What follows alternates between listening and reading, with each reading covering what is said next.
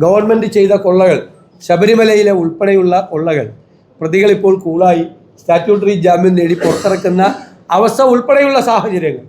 തീർച്ചയായും ഈ തെരഞ്ഞെടുപ്പിൽ ചർച്ച ചെയ്യപ്പെടും. പുതുയുഗ യാത്ര എന്നതുകൊണ്ട് ഞങ്ങൾ ഉദ്ദേശിക്കുന്നത്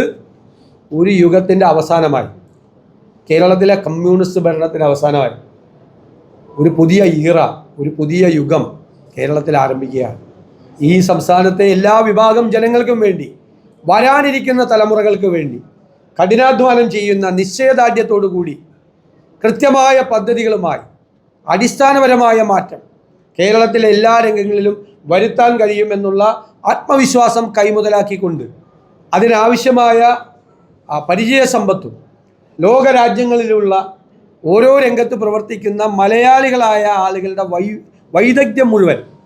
അതിനുവേണ്ടി പ്രയോജനപ്പെടുത്താൻ കഴിയുന്ന, കേരളത്തിൽ തന്നെ സംരംഭങ്ങൾ തുടങ്ങാൻ കഴിയുന്ന, കേരളത്തിൽ തന്നെ നിരവധി തൊഴിലവസരങ്ങൾ ഉണ്ടാക്കാൻ കഴിയുന്ന,